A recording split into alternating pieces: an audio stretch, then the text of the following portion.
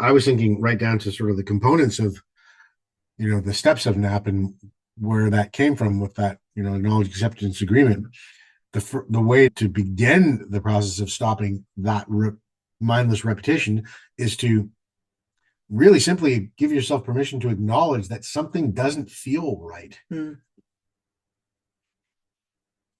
Yeah. And that's kind of that the hopefully the practical way of stepping into that space between what is now no longer and what has not yet occurred, right?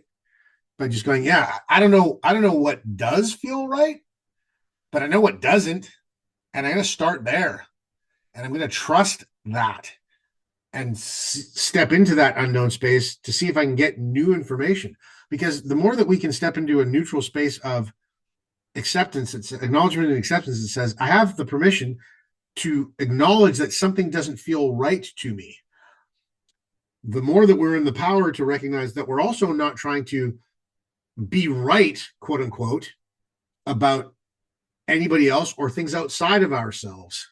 We're just acknowledging that in the current set of conditions, with the awareness that we can bring to a situation, something doesn't feel right to me. And therefore, spring open the space to explore why. Because you'll learn something new about that thing. And that thing, quote unquote, is, why do I continue to do this thing that doesn't feel right to me?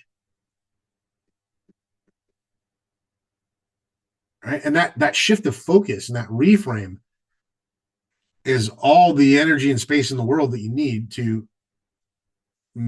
literally make a new agreement, to make a new choice about that thing. Because you giving yourself the permission to make a new choice in a responsive way demands no control over anything outside of you. It's not conditional. It's not, well, I should feel better if I get that thing handled, right? It's like, well, no. I will feel better if I shift my focus and just remember that I'm allowed to. Because that's what shame in its constriction does, is it reduces our space, it reduces our awareness, it reduces our ability to choose.